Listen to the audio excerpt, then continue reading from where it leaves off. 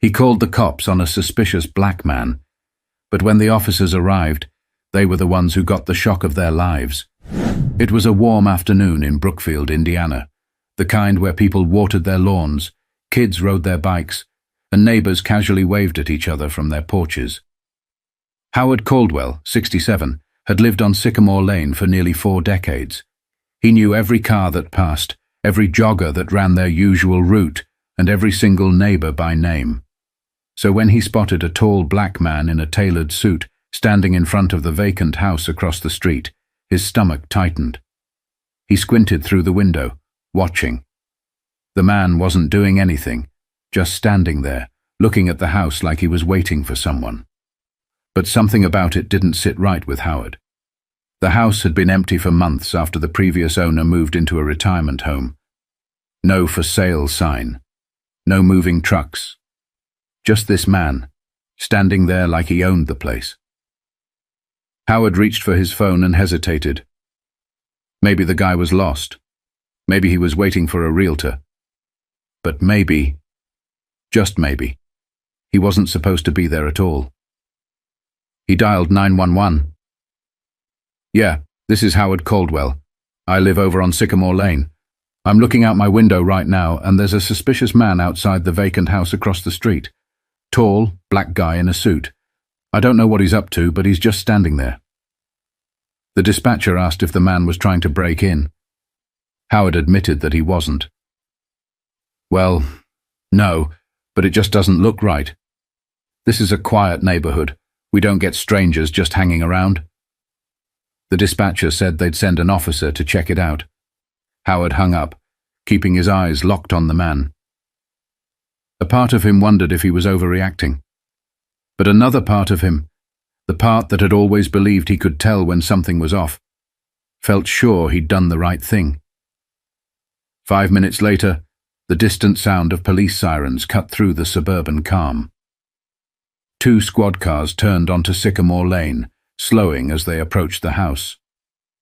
Howard felt a flicker of relief. The officers would handle it.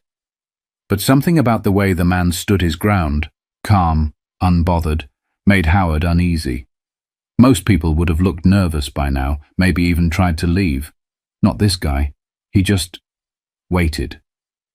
Howard didn't realize it yet, but he had just set in motion something that would shake the entire neighborhood to its core. But the real shock was still coming. The squad cars rolled to a stop, their tires crunching against the pavement. The man in the suit didn't move, didn't flinch. He simply turned his head slightly, watching as 2 uniformed officers stepped out of their vehicles. Officer Bradley Munro, a stocky man in his mid-40s, with a habit of resting his hand on his holster, took the lead. His younger partner, Officer Jason Whitaker, hung back slightly. Munro's eyes flickered toward the house, then back to the man. "Afternoon, sir. Mind telling us what you're doing here?" The man turned to face them fully now, his expression unreadable. His suit was crisp, tailored perfectly to his broad frame. If he was intimidated, he didn't show it. "Is there a problem, officer?" he asked, voice steady. From across the street, Howard watched from behind his curtain, barely breathing. "We got a call about a suspicious person on the property," Munro said, glancing at the vacant house. "This place has been empty for a while. Just need to know what your business is here." The man exhaled sharply through his nose, almost a chuckle, but not quite. He reached into his pocket, moving slowly. Munro's fingers tensed near his holster. Whitaker took a half-step forward. Howard's pulse spiked. But the man didn't pull out a weapon. Instead, he produced a leather badge holder, flipping it open with a casual flick of his wrist.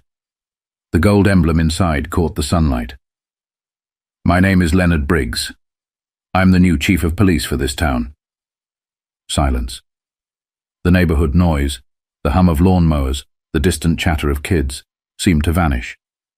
Munro blinked, his mouth opening slightly before he shut it again. He looked over at Whitaker, as if to make sure he had heard the same thing. Whitaker's face was unreadable.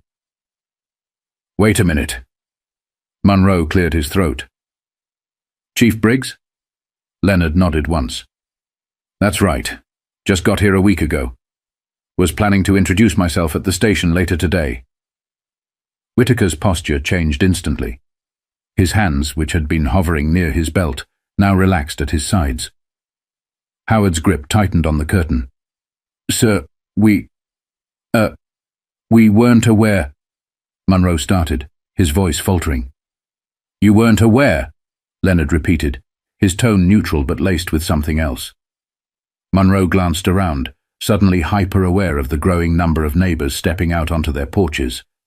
Word was spreading fast that something was happening. And then, Howard's worst fear came true. Leonard turned his head, looking straight at him. Their eyes met through the window. Howard's chest tightened. I'm assuming someone called this in? Leonard asked, still looking at Howard's house. Neither officer spoke. Leonard exhaled through his nose again, nodding slightly. Yeah, thought so. But the situation wasn't over yet. Officer Munro cleared his throat again, clearly trying to salvage the situation. Chief Briggs, we were just responding to a call. No offense intended, he said, his voice suddenly more careful, more measured. Leonard slowly closed his badge holder, slipping it back into his pocket. His gaze never left Howard's house. No offense intended? Leonard repeated, letting the words sit in the air for a moment. Munro hesitated. Leonard finally turned his attention back to the officers. You got a call about a suspicious person, and you pulled up with 2 units. Guns in reach. Ready for what, exactly? Neither officer answered. The neighbors on their porches weren't even pretending not to watch anymore. Someone had a phone out, recording. From behind the curtain, Howard's breath was shallow. He had a sinking feeling he had just made a huge mistake. Leonard took a slow step forward, forcing Munro to instinctively shift backward. I have a question, Leonard said. If I were white in this same suit standing in front of this house, do you think we'd be having this conversation right now? Whitaker looked down at his boots. Munro's lips pressed into a tight line. The street was dead silent. I know the answer, Leonard continued. And I bet you do too. The weight of his words hung in the air, heavy and undeniable. Munro, still trying to regain control, straightened his shoulders. Look, Chief, we meant no disrespect. We didn't know who you were. Leonard tilted his head slightly. So what you're saying is, if I were just some random black man standing here, this could have gone differently. Munro hesitated. Whitaker rubbed his jaw, clearly uncomfortable. Leonard let out a dry chuckle. See, that's the problem.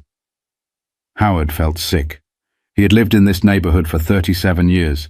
He had raised a family here, had backyard barbecues with his neighbors, had felt safe. But right now, standing behind that curtain, he didn't feel like the good guy who just called in a concern. He felt exposed, guilty, and worst of all, he knew he had no excuse. Leonard looked back at the house one last time before turning toward his car parked a few feet away. You boys have a good day. And just like that, he walked away. Munro exhaled, his shoulders dropping. Whitaker still hadn't spoken. But the situation was far from over, because now the whole neighborhood knew what had just happened, and they weren't going to let it go. Leonard opened his car door, slid inside and shut it behind him with a quiet finality. He didn't slam it, didn't speed off. Just sat there for a moment, gripping the wheel, taking a breath. Meanwhile, the tension outside was suffocating. Munro and Whitaker stood there, suddenly aware that all eyes were on them. The neighbors weren't just watching anymore. They were whispering. Murmurs passed from porch to porch, eyebrows raised, heads shaking. A woman across the street, Denise Harper, a schoolteacher, crossed her arms and called out, "Did you really just stop the new police chief?" Munro's jaw tightened. Howard felt his stomach drop further. Then, another voice. Tom Grayson, the guy 2 doors down. All this because a black man was standing in a suit? That's what we're doing now? The murmurs grew louder. Whitaker shifted uncomfortably. Munro clenched his fists. Neither of them had an answer. And then the real blow landed. The sound of Leonard's car door opening again. He stepped out, but this time he wasn't holding his badge. He had his phone in his hand, and Howard didn't have to guess what he was doing. He was making a call. Munro's face went pale. It hit him. This wasn't just going to be a bad look. This was about to go up the chain. Howard swallowed hard. He had made one phone call thinking he was protecting his neighborhood, and now the entire neighborhood was looking at him. Denise turned toward Howard's house, eyes narrowing. She wasn't the only one. Howard backed away from the window. He could feel the weight of the stairs even through the glass. And then a knock at his door. His heart slammed against his ribs. He didn't need to look. He knew who it was. But the question was he ready to face what was coming next? The knock came again. Steady. Controlled. Howard's legs felt like they weighed 100 pounds each as he walked to the door. He knew he had two choices: pretend he wasn't home or face what he had set in motion. He swallowed hard, then reached for the knob, his fingers trembling slightly. As the door swung open, Leonard Briggs stood there, phone still in hand, expression unreadable. Up close, the man looked even taller than Howard had realized. For the first time in his life, Howard, who had always seen himself as a good man, a fair man, felt small. "Afternoon, Mr. Caldwell." The fact that Leonard knew his name sent a ripple of shame through Howard's chest. Of course he knew. It was probably on the report. Howard cleared his throat, trying to keep his voice steady. "Chief Briggs." Leonard studied him for a moment. "So tell me," Leonard said, his tone even. "What exactly did you see that made you think I was a threat?" Howard opened his mouth, but nothing came out. He had prepared a dozen justifications in his head, but now none of them held up. He hadn't seen Leonard trying to break in, hadn't seen him looking into windows, hadn't seen him acting strangely at all. All he had seen was a black man standing outside a house. Howard's face burned. He started, but Leonard tilted his head slightly, waiting. There was no good answer, and they both knew it. The silence stretched long enough to become unbearable.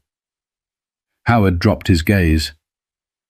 I made a mistake," he admitted, his voice quieter now. Leonard took a slow breath, then nodded. "Yeah, you did." Howard braced himself for anger, for a lecture, for something.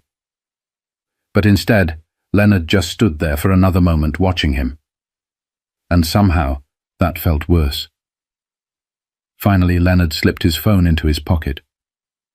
"Here's the thing, Mr. Caldwell," he said. "I moved to this town because I believed in what it stood for. I believed in its people." He let that sink in. "But now, I have to ask myself if this town believes in me." Howard felt a sharp twist in his gut. Leonard gave a small, almost disappointed shake of his head, then stepped back. "Have a good day." And just like that, he walked away. Howard watched as Leonard got into his car, started the engine and pulled off. But the feeling he left behind didn't go anywhere. Because now, Howard had to live with the weight of what he had done. And this time there was no curtain to hide behind. But the real question was, what was he going to do about it? The street had gone quiet again. But this time, it wasn't the peaceful kind of quiet. Howard stood in his doorway, watching as Leonard's car disappeared down the street. The weight in his chest didn't lift. If anything, it settled in deeper.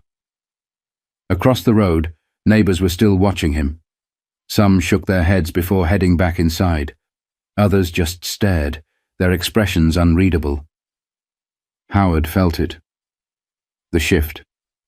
For decades he had seen himself as the kind of man who did the right thing, the kind of man who looked out for his neighborhood. But today he had to face the truth. He hadn't protected anyone. He had only exposed himself. Denise Harper, the school teacher, lingered on her porch for a moment before calling over. "You gonna say something, Howard?" Howard's throat felt dry. He didn't know what to say. "No," she said. "That's what I thought." She turned and walked inside. Howard closed the door, standing in the middle of his living room. The familiar space felt different now. He had spent years believing he understood his world, that his instincts were right. But today had proved something else. His instincts were flawed. And the hardest part? Leonard Briggs hadn't yelled at him, hadn't threatened him, hadn't made a scene. He had just looked him in the eye. And somehow, that had been the worst punishment of all. Howard sat down at the table, staring at nothing. He had a lot to think about. But thinking wasn't enough. It never had been. How many times do we assume the worst about someone based on nothing but what we think we know? How many times do we make a quick judgment without questioning where that instinct even came from? Howard thought he was looking out for his neighborhood. Instead, he exposed his own bias. And if someone like him, a man who never saw himself as racist, could make this mistake, then maybe it's time we all take a harder look at ourselves. Because the truth is, real change starts there, with us. What would you have done? And if this story made you think even for a second, don't forget to subscribe. There are more stories like this that need to be told, and we want you to be part of the conversation. Hit that subscribe button and turn on notifications so you don't miss the next one.